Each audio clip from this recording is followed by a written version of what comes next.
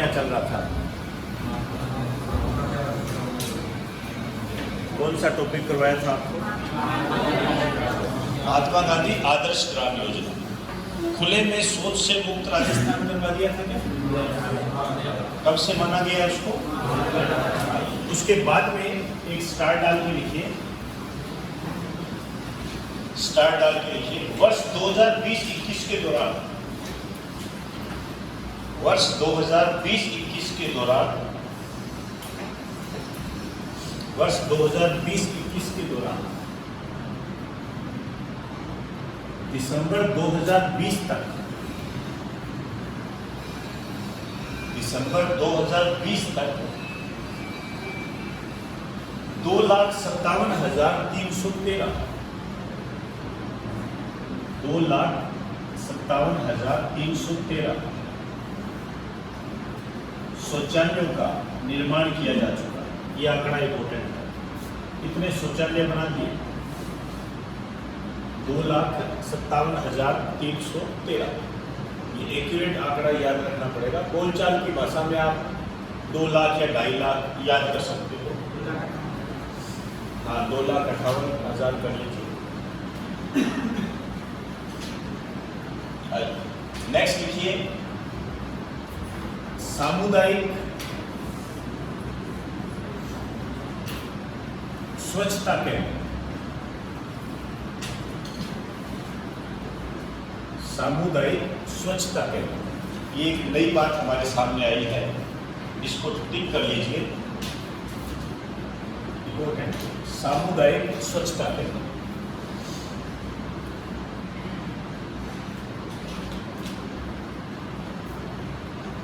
पहली बात तो इनका निर्माण कौन कर रहा है? इनका जो निर्माण कर रहा है ग्राम पंचायत कर रही है। ग्राम पंचायत आप समझते हैं, ग्राम पंचायत इनका निर्माण कर रही है। और इसमें जो लागत आएगी, या आप कह सकते हो ग्राम पंचायत निर्माण कर रही है तो किन के लिए कर रही है?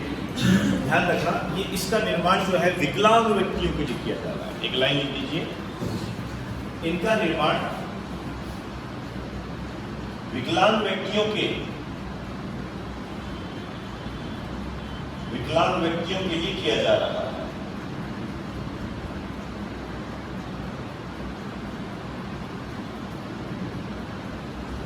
विकलांग व्यक्तियों के लिए किया जा रहा है। इसकी जो लागत है 3 लाख,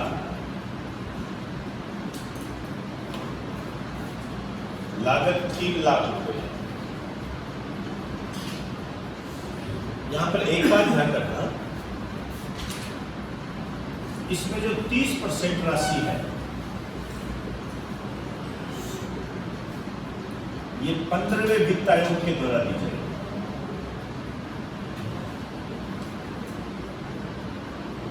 15वां वित्त आयोग देगा 30% राशि, और बच गई जो राशि है वो ग्राम पंचायत वहन करेगी। ये ध्यान रखना, 30% राशि 15वां वित्त आयोग देगा। भारत में चल रहा है ना 15वां वित्त आयोग, वो देगा। अब हमारे पास आंकड़ा क्या है, लेटेस्ट आंकड़ा क्या है? लिखिए दिसंबर 2020 तक, दिसंबर 2020 तक 10,695, 10,695 सामुदायिक स्वच्छता केंद्रों का निर्माण किया जा चुका है। 10,695 सामुदायिक स्वच्छता केंद्रों का निर्माण किया जा चुका है।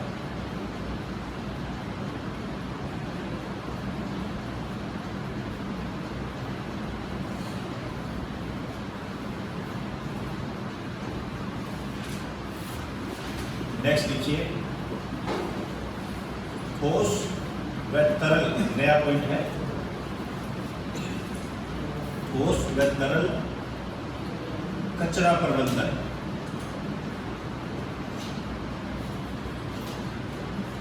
आप जानते हो कचरा 2 रूपों में पाया जाता है, एक ठोस रूप में होता है, एक लिक्विड फॉर्म में होता है।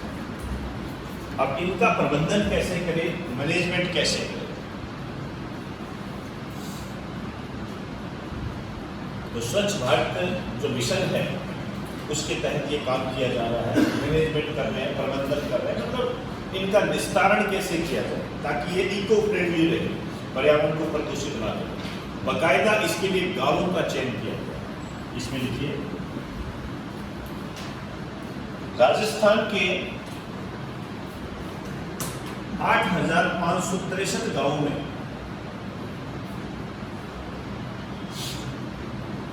राजस्थान के 8,563 गांवों में यह काम किया जा रहा है।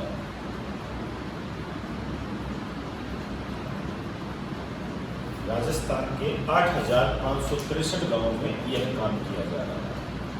ये आंकड़ा इम्पोर्टेंट है। अब देखिए इसमें जो भी राशि आ रही है, 70% राशि जो है ये तो दे रहा है स्वच्छ भारत मिशन,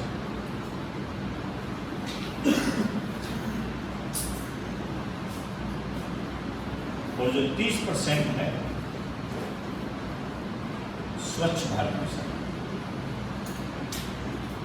और 30% राशि दी जा रही है 15वें वित्त आयोग के द्वारा, फाइनेंस कमीशन। 30% राशि जो है ये 15वें वित्त आयोग के द्वारा दी जा रही है।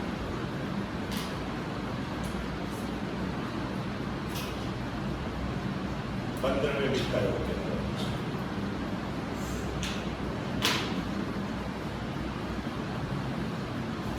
ठोस व तरल कचरा, ये हो गया जी आपका कंपनी एक्शन। अब नया चैप्टर नए फेज से हेडिंग आती है।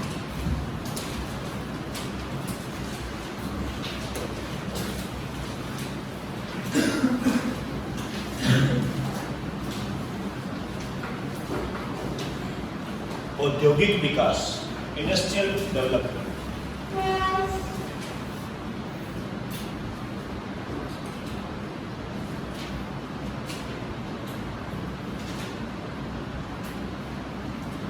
औद्योगिक विकास, इंडस्ट्रियल डेवलपमेंट। हमने खनिज किए थे ना, खनिजों में हमने बहुत सारी बातें की थी।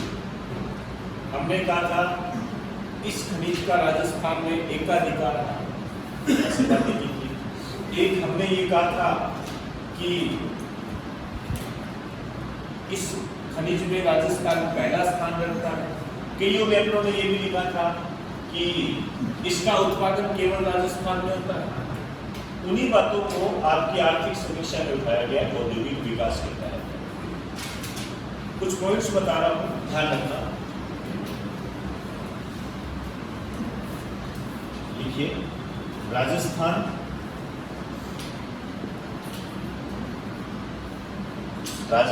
सीसा व जस्ता अयस्क, सीसा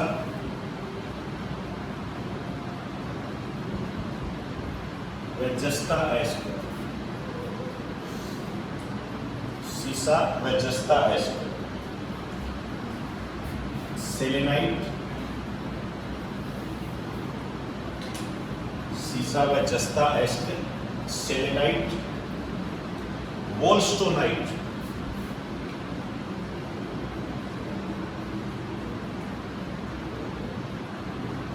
वोल्स्टोनाइट का एकमात्र उत्पादक राज्य है, का एकमात्र उत्पादक राज्य है।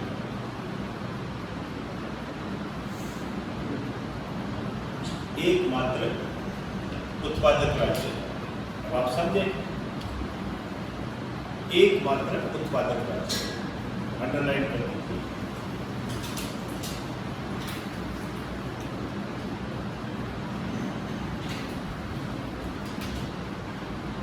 फिर लिखिए,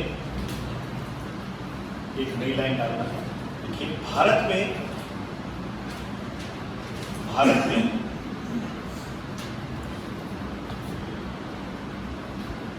चांदी, कैल्साइट व जिप्सम,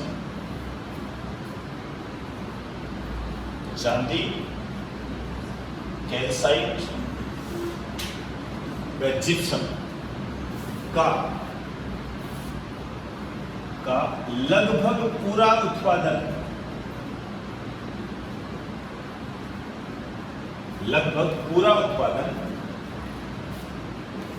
राजस्थान में होता है। लगभग पूरा उत्पादन राजस्थान में होता है। पूरा उत्पादन राजस्थान में। अब आप देखिए, अंडरलाइन करो, लगभग पूरा उत्पादन। तो एक उन्होंने पहले अंडरलाइन कर चुके हैं, एकमात्र उत्पादन। क्या दोनों बातों में आप अंतर समझ गए? एकमात्र तो मतलब यही करता है और कहीं नहीं होता। एक लगभग पूरा उत्पादन मतलब 90% 95% के आसपास ये करता है, अन्य और करते हैं। इसी टाइप का क्वेश्चन जिसके अंदर ये ऑप्शन दिया था सेलेनाइट, ये आया था RS 2018 में आया था। तब सेलेनाइट ये आपके अन्य किसी भी किताब में नहीं दिया था सेलेनाइट। तो सेलेनाइट के मामले में भी जो राजस्थान है एकाधिकार है, क्योंकि एकाधिकार तो चाहे एकमात्र उत्पादक हो चाहे लगभग उत्पादक हो, एकाधिकार तो हो गया ना भाई। 90% से ऊपर यदि प्रोडक्शन हो रहा है, इसका मतलब वो एकाधिकार की सारी बात। क्लियर होगी सारी बातें? ये ध्यान रखना। नई लाइन से लीजिए। अब देखिए, हमने कच्चे तेल के उत्पादन की बात की थी। कच्चे तेल के उत्पादन में राजस्थान बहुत आगे जा रहा है, बहुत आगे जा रहा है। एक लाइन लिखिए, राजस्थान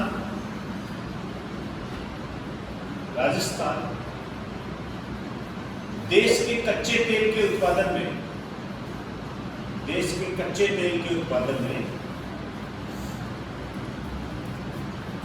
देश के कच्चे तेल के उत्पादन में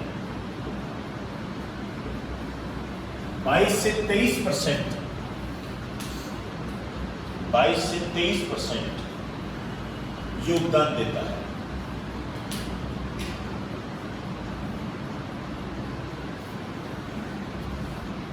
योगदान देता है। इस दृष्टि से राजस्थान, इस दृष्टि से राजस्थान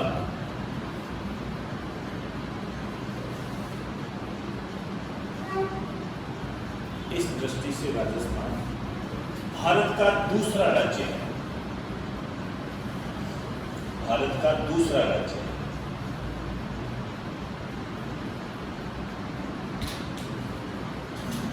भारत का दूसरा राज्य है।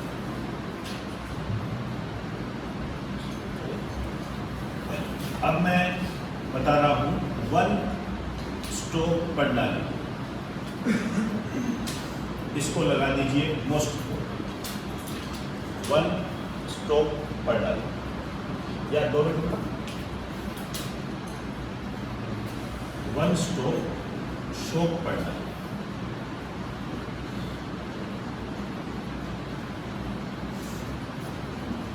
वन स्टॉप शॉप प्रणाली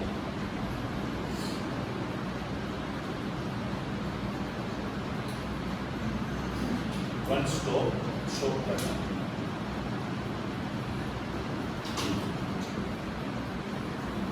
इसकी स्थापना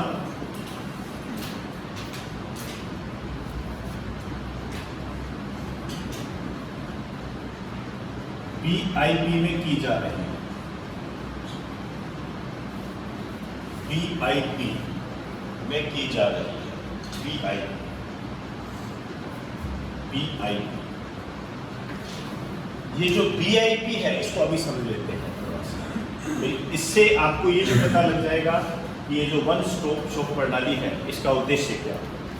BIP में इसकी स्थापना कर रहे हैं। ये जो BIP है इसको कहते हैं निवेश संवर्धन ब्यूरो।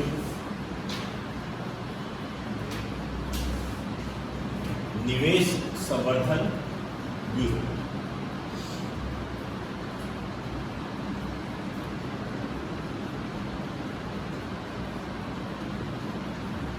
निवेश संवर्धन ब्यूरो।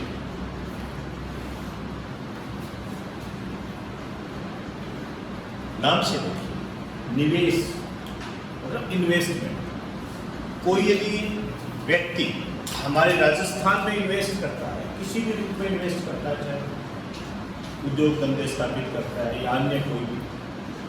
संवर्धन, संवर्धन मतलब क्या होता है? देखा ना, इसका संवर्धन किया जा रहा है, विकसित, डेवलपमेंट। ब्यूरो एक ब्यूरो है। तो ये एक ऐसी एजेंसी है, राजस्थान सरकार की एक ऐसी एजेंसी है जो बड़े निवेश के प्रस्तावों को सुविधा प्रदान करती है। जो कोई बड़ा निवेश करेगा ना, उसको क्या करेगी? ये सुविधा प्रदान करेगी। अब सुविधा किस बात की? सुविधा इस बात की कि उसको भूमि चाहिए तो ये भूमि उपलब्ध करवाएगी, उसको लोन चाहिए तो सहज तरीके से लोन उपलब्ध करवाएगी। ये नहीं है कि उसको बैंक के चक्कर कटाए जा रहे हैं। उसको कोई भी किसी भी तरीके की कोई हेल्प चाहिए, अनुमति चाहिए, रजिस्ट्रेशन करवाना है, तो उसके लिए एक बिल्कुल इजी सिस्टम तैयार किया गया। जैसे आप लोगों को तो क्या याद होगा, आप अपने माता पिता से पूछोगे तो वो बताओगे कि आप उनसे ये पूछें कि आपका जब निवास प्रमाण पत्र बनाया गया था तब उनको कितनी जद्दोजहद करनी पड़ी। निवास प्रमाण पत्र, राशन का, लाइनों में लगे रहते थे, फिर पटवारी की साइन करा के लाओ, फिर एसडीएम के साइन करा के लाओ, फिर ये प्रूव करना पड़ता था मैं इसी गांव में रहता हूँ, फोटो खींचो, बहुत सारे प्रपंच होते थे। तो इससे क्या होता था, आपके पिता जो काम के लिए जाते थे वहां से छुट्टी लेनी पड़ती थी और प्रोडक्शन प्रभावित हो जाता था। खेत नहीं जाते तो खेत में फसल खराब हो जाती थी, तो बड़ा नुकसान होता था। लेकिन निवास प्रमाण पत्र भी बनाना चाहिए। एक वो टाइम देख लीजिए, एक आज का टाइम देख लीजिए। आप देखिए 2 मिनट के अंदर आपका मूल निवास प्रमाण पत्र मिल जाएगा, और नहीं तो ऑनलाइन ही मिल जाएगा। पहले तो कैरेक्टर सर्टिफिकेट बनाते थे ना, उसके लिए भी इधर उधर घूमना पड़ता था। कई बार जो ये गुंडे टाइप के होते थे उनका भी लिखा था इनका आचरण अच्छा रहा, उसको पढ़ते थे, देखते तो वो शर्मा जाता था कि यार ये गलत हो गया।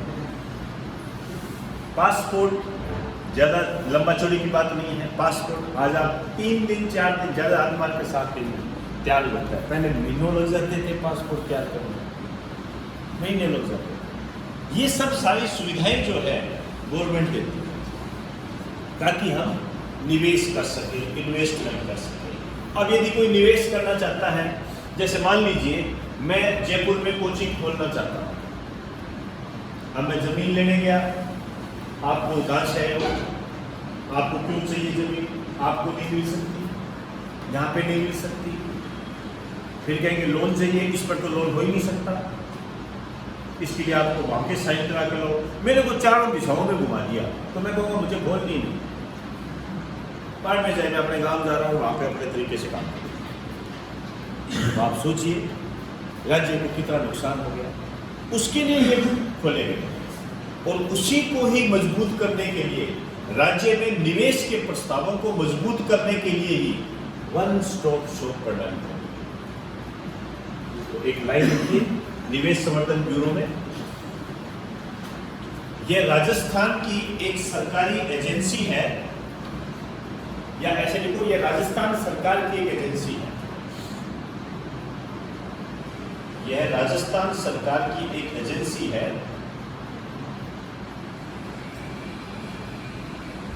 जो बड़े निवेश के प्रस्तावों की स्थापना के लिए, जो बड़े निवेश प्रस्तावों की स्थापना के लिए सुविधा प्रदान करती है। बड़े निवेश प्रस्तावों की स्थापना के लिए सुविधा प्रदान करती है। इसकी स्थापना 1991 में हुई।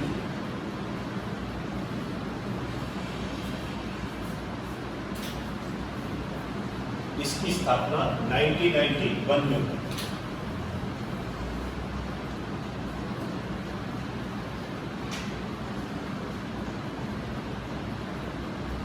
पहले। अब क्या कर रहे हैं, वापस आ जाइए वन स्टॉप पर। इसके तहत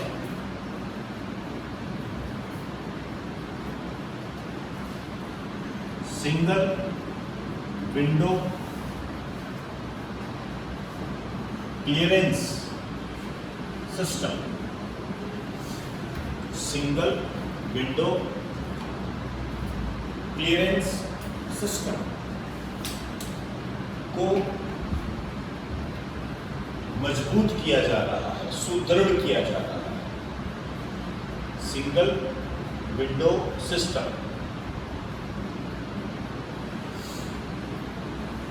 को मजबूत किया जा रहा है।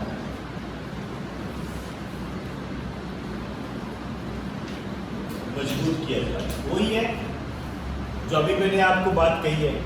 सिंगल विंडो सिस्टम, पहले अलग अलग खिड़की के आगे लगना पड़ता था, अब एक ही खिड़की के आगे लगना है, सारा काम आपको वही हो जाएगा। आपने देखा होगा कई बार जो गवर्नमेंट है, राजस्थान गवर्नमेंट है, ये क्या करती है, गांव में पंचायत समितियों में एक शिविरों का आयोजन करती है। उसमें क्या होता है, जैसे पटवारी भी वहां बैठा होता है, एसडीएम भी बैठा होता है, तहसीलदार भी बैठा होता है, कलेक्टर भी बैठा होता है, और गांव वालों को कह दिया जाता है आपका कोई भी जमीन से संबंधित काम है आप करवा लीजिए। सारे यही बैठे हैं, तो अलग अलग वो जाके, पटवारी भी वहां बैठा है, साइन कर देता है। उस टाइम वो ऊपरी कमाई भी नहीं कर पाते, होता है सर, उस टाइम साइन करने पड़ते हैं। तो इससे क्या होता है कि भ्रष्टाचार की भी कमी हो जाती है। दूसरी बात है, व्यक्ति का काम पूरा हो जाता है, उसका काम पूरा हो जाता है तो अपने खेत पर ध्यान अच्छे तरीके से लगा पाता है तो डेवलपमेंट होता है। इसे सिंगल विंडो सिस्टम से जोड़कर आप देख सकते हैं। अब इसमें एक बात और हुई है कि बिचौलिया नहीं होगा, कोई भी बिचौलिया नहीं करना। यदि प्रस्ताव आया है निवेश का, उसको मंजूरी देनी है तो डायरेक्ट मुख्यमंत्री दे देगा, और जब डायरेक्ट मुख्यमंत्री दे देगा तो आप देख लीजिए बीच के सिस्टम को इन्होंने बंद कर दिया। बाकायदा इसके लिए एक बोर्ड का गठन किया गया है, लिख लीजिए, वन स्टॉप प्रणाली में लिखिए। इस प्रणाली के तहत निवेश प्रस्तावों को मंजूरी देने के लिए,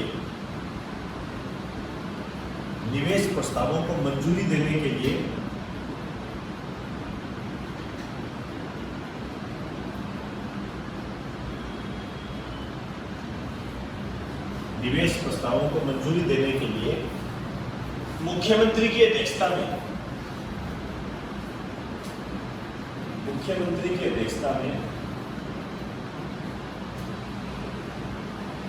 बोर्ड ऑफ इन्वेस्टमेंट का गठन किया गया। बोर्ड ऑफ इन्वेस्टमेंट का गठन किया गया।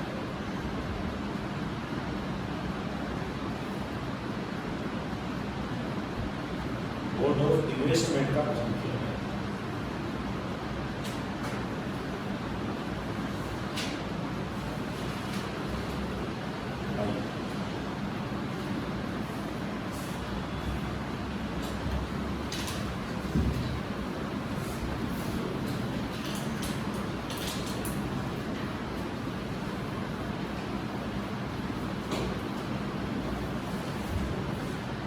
हेडिंग डाल दीजिए,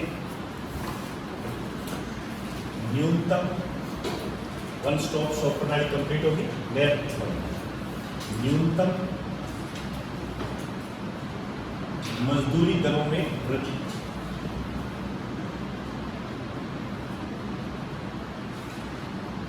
मजदूरी दर जो है ये बढ़ा दें, ये अच्छा क्वेश्चन है। न्यूनतम मजदूरी दरों में वृद्धि। हालांकि सरकार ने जो इसकी अधिसूचना जारी की है,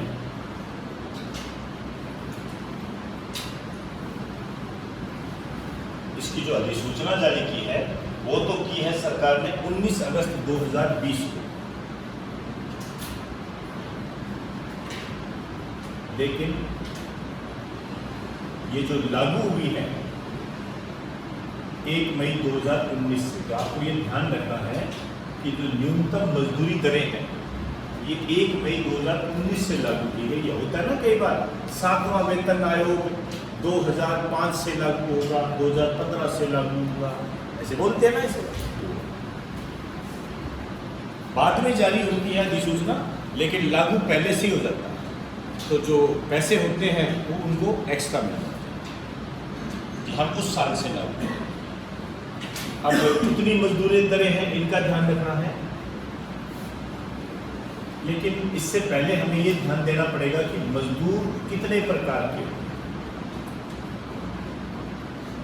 मजदूरों के प्रकार।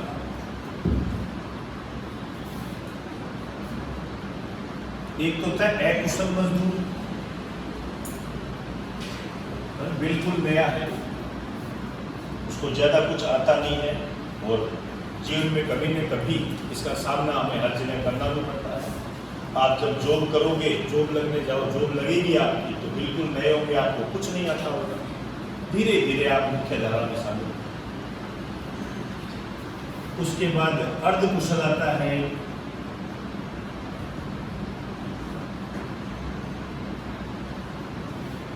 ठीक ठीक कुछ जानकारी होगी इसको। फिर कुशल आता है, फिर एक कैटेगरी बनाई गई है उच्च कुशल। यहां तक जब तक मजदूर पहुंचता है तब तक होशोवास खो बैठता है, कहता है मैं एक्सपीरियंस होल्डर हूँ। तो वो जो होशोवास खो बैठता है वो परेशान करने लग जाता है जीवन में उसको। अब इसमें जो पैसे दिए जाएंगे प्रतिदिन, ध्यान रखना, कई बच्चे जानबूझकर पूछ लेते हैं सर साल के हैं क्या? 225 रुपये हैं, तो थोड़ा सा अंदाजा लगा लेना, अभी साल के हो सकते हैं क्या, या महीने के भी हो सकते हैं क्या, या 7 दिन के भी हो सकते हैं क्या, ये प्रतिदिन के। तो 225 रुपये अनएक्सपीरियंस को दीजिए और अर्धकुशल को 237 रुपये। बहुत बड़ी बात है, धन्यवाद आपका, आपने 12 रुपये बढ़ा दिए। और कुशल के हैं 250 रुपये, बोलता 250 रुपये है, वो आदत होती है कहीं की। इसी तरीके से उच्च कुशल के 299 रुपये है। अब बताओ एक बढ़ा देते तो क्या फर्क पड़ जाता, 300 बोल देता, वैसे ही वो 300 ही बोलेगा। तो ये मजदूरी दिनों में बढ़ती हुई है, ये इंपॉर्टेंट है, ध्यान रखिए। पूछेगा कॉलम बना के पूछ लेते हैं, इधर मजदूर लिख देंगे, इधर वेतन बढ़ोतरी वेतन लिख देंगे। 225 रुपये, 237 रुपये, 249, 299, ये मजदूरी दरों में। आइए अब हम बात करेंगे, हेडिंग डाल दीजिए आधारभूत संरचना का विकास। कुछ नई बातें मैं लेकर आया हूं। आधारभूत संरचना का विकास।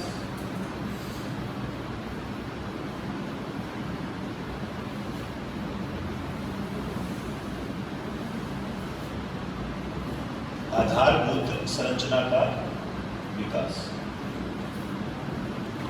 देखिए हम बात करेंगे ऊर्जा की,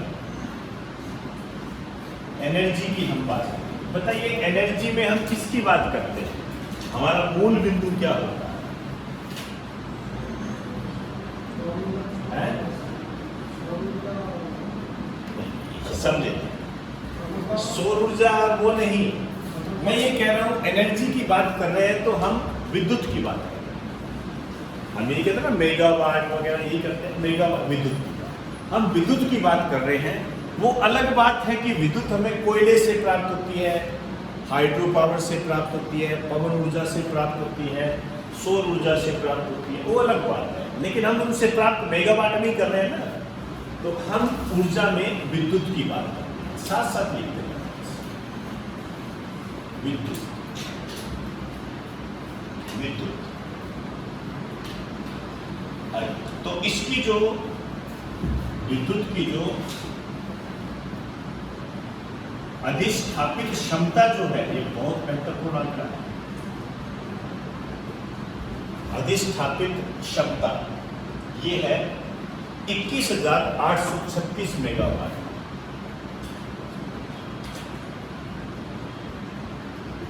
21,836 मेगावाट, ध्यान रखना।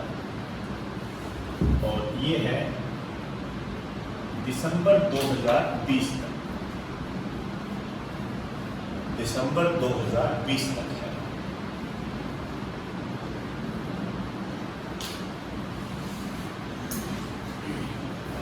पहले तो हमें ये समझना पड़ेगा ये अधिष्ठापित क्षमता क्या है।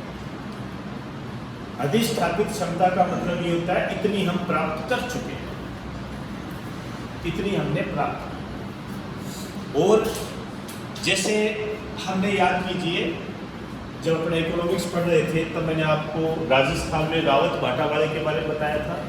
तब मैंने कहा था इसकी उत्पादन क्षमता इतनी है जबकि इससे उत्पादन इतना कर रहे हैं, समझे ना। आप इसको ऐसे समझिए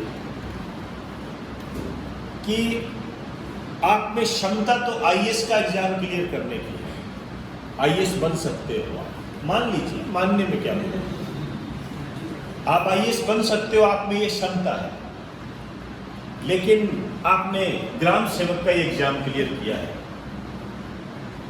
जबकि आप में क्षमता क्या है, आईएएस का एग्जाम क्लियर करने की क्षमता है, लेकिन आपने ग्राम सेवक का एग्जाम क्लियर किया है।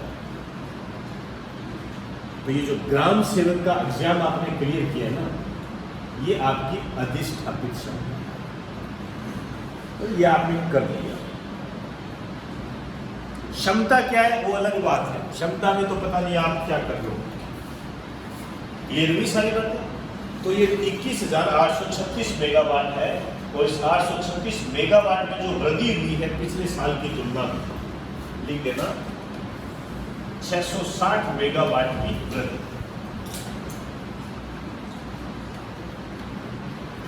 660 मेगावाट की वृद्धि।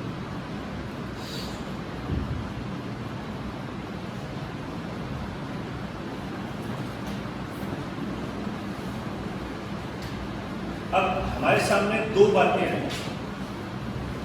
बहुत तरीके से हम विद्युत प्राप्त करते हैं, कोयले से प्राप्त करते हैं विद्युत, और उसके बाद हम पानी से भी प्राप्त करते हैं। पानी के अलावा हम सौर ऊर्जा, पवन ऊर्जा, इससे भी प्राप्त करते हैं। मैं केवल दो ही बातें करने जा रहा हूं, एक है पवन ऊर्जा और एक है सौर ऊर्जा।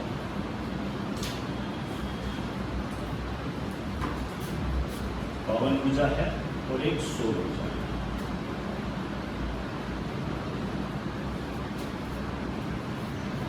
पवन ऊर्जा, सौर ऊर्जा।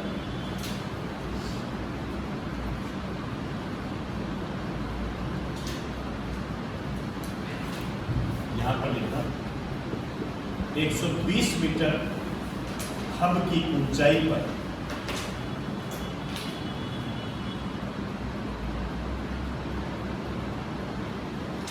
पवन ऊर्जा की क्षमता।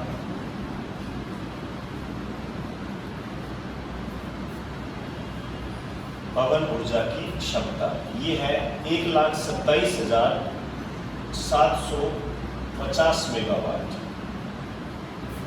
1,27,750 मेगावाट। ऑब्वियसली बात है पवन ऊर्जा के लिए हम जो पंखे लगाएंगे वो ऊंचाई पर लगाएंगे ताकि माध्यम बना रहे। तो 120 मीटर हब की ऊंचाई पर पवन ऊर्जा की जो क्षमता है वो 1,27,750 मेगावाट है।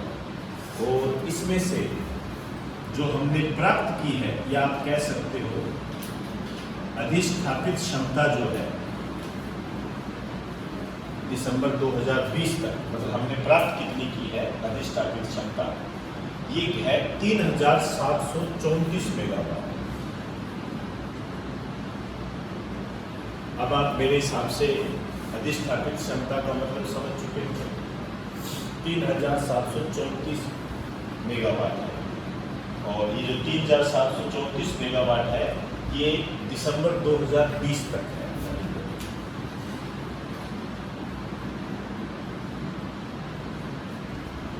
दिसंबर 2020 तक है।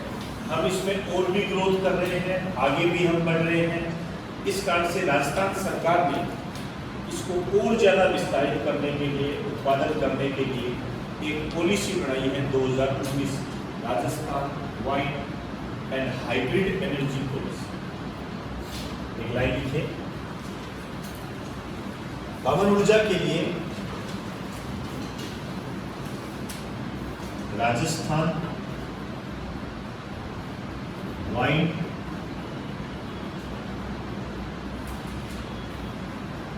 एंड हाइब्रिड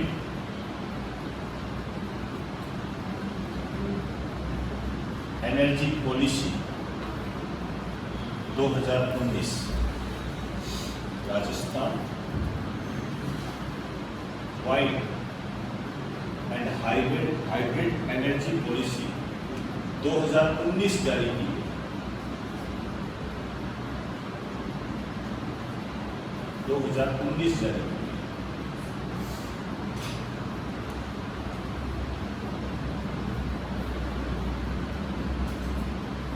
चले आगे, ये ध्यान रखें।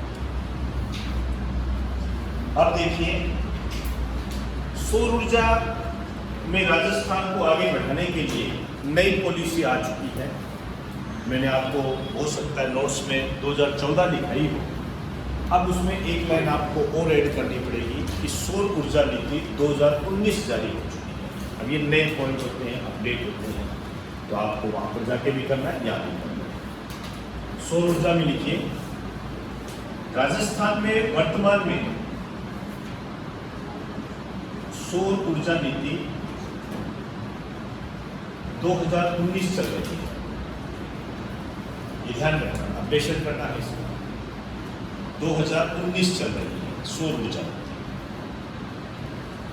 पहली सौर ऊर्जा नीति 2011 में बनी थी। अब जो लेटेस्ट है वो 2019 है। इससे पहले 2014 की, ये 2019 की है, ध्यान रखना। क्योंकि हर साल तो सौर ऊर्जा नीति बनती नहीं है। आपसे पूछा जा सकता है कि राजस्थान में वर्तमान में कौन सी सौर ऊर्जा नीति चल रही है, ऑप्शन में दे देगा 2020, 2021, ये 2021 वाला बड़ा बढ़िया लगेगा, ये 2019, 2014, जो पुराने टाइम में जी रहे हैं वो 2014 करके आ जाएंगे, और जो बहुत पुराने टाइम में जी रहे हैं वो 2011 करके आ जाएंगे, वो जो सही दिशा में चल रहे हैं वो 2019। क्या अच्छा, लाइन दोबारा बोल रही है क्या? राजस्थान में सौर ऊर्जा नीति 2019 चल रही है। चले आइए, अब देखिए, राजस्थान में सौर ऊर्जा क्षमता, मोस्ट इंपोर्टेंट पॉइंट।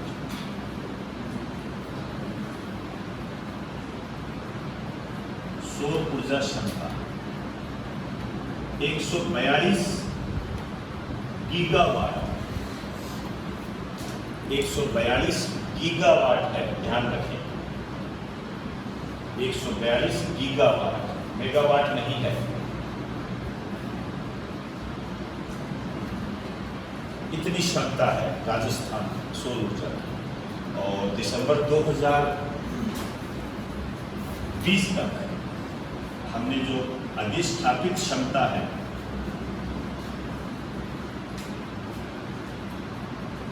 2178 मेगावाट, इतनी हमने प्राप्त की है। 2178 मेगावाट, ये अधिष्ठापित क्षमता है। ब्रेक में लिख देना, दिसंबर 2020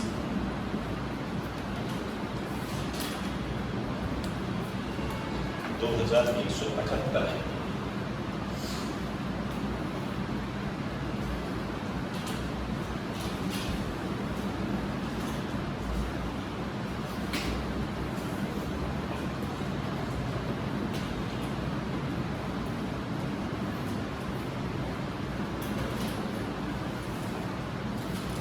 नेक्स्ट,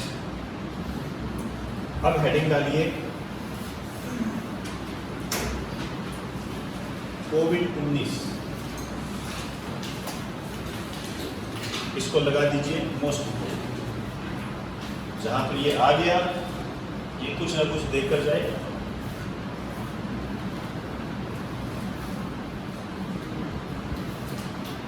कोविड-19 एक को जो मजदूर आए थे उनके लिए रोजगार के संबंध में तो हमने पहले बात कर चुके हैं, ग्रामीण कल्याण रोजगार कार्यक्रम। एक राजस्थान जो पथ परिवहन निगम है उसने क्या कारनामे किए थे उसकी भी हमने बात कर दी। इसके नीचे लिखा, देखिए इस महामारी के दौरान इस महामारी के दौरान 5 लाख से अधिक यात्रियों को 5 लाख से अधिक यात्रियों को निश्चित स्थान तक पहुंचाया गया, निश्चित स्थान तक पहुंचाया गया।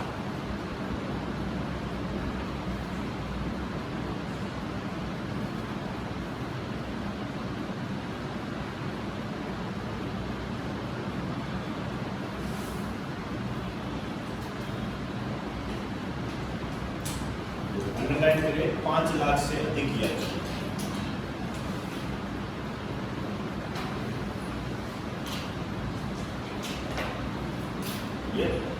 अब हमें ये बात करनी है कि राजस्थान सरकार ने कोविड-19 से निपटने के लिए कितना बजट जारी किया था। बजट रखा था 656.03 करोड़।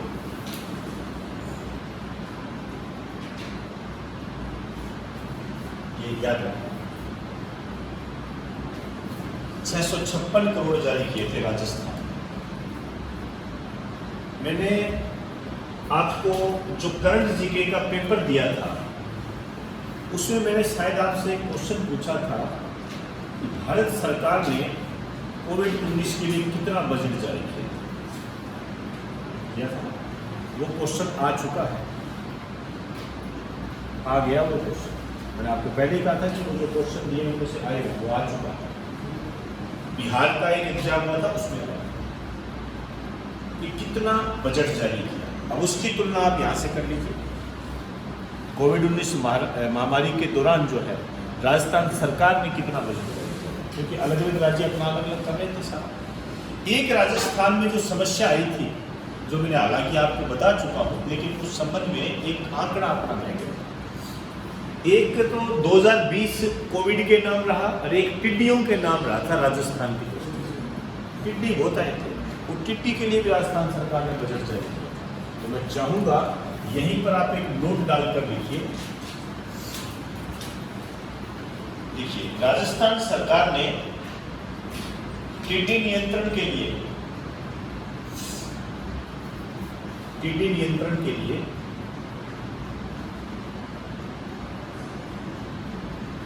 559.25 करोड़ रुपए जारी किए।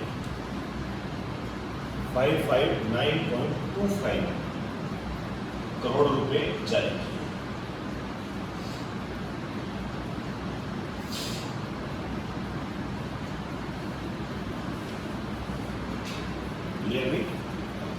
अब इसमें राजस्थान पथ परिवहन निगम का एक अपना एक अलग रोल और देखा गया। कोविड-19 में चलना है। राजस्थान पथ परिवहन निगम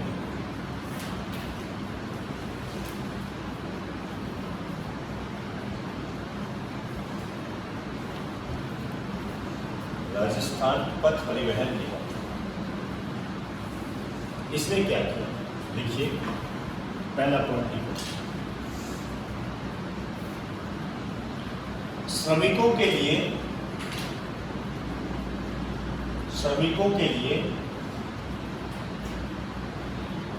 12,289 विशेष श्रमिक सेवाओं का आयोजन किया।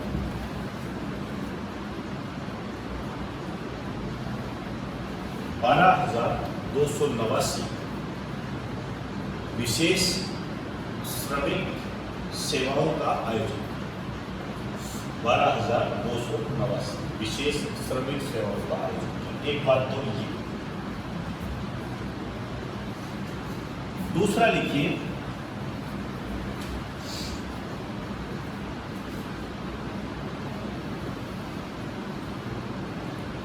हरिद्वार के लिए मोक्ष कलश सेवाओं का आयोजन।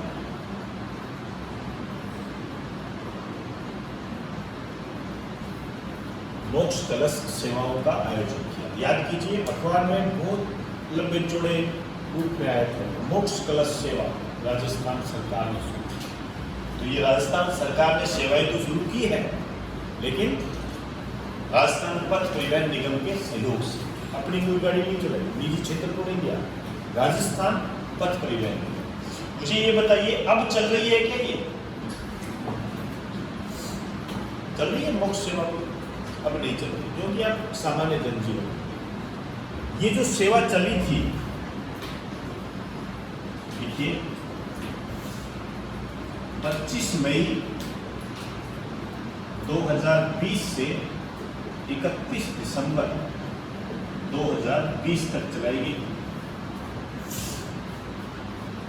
इसमें क्या है, जो कोविड-19 के कारण जो लोग मर रहे थे या अन्य किसी कारण से मर रहे थे, तो हरिद्वार तो जाने जाना था। अब कैसे जाए?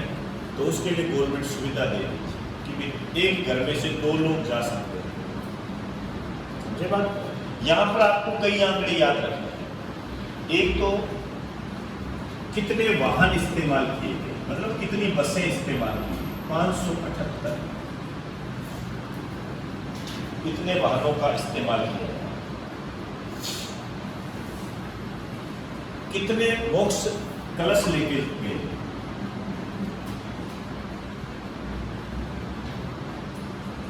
12,481 कितने कलश लेके गए थे, 12,481। और यात्री कितने गए?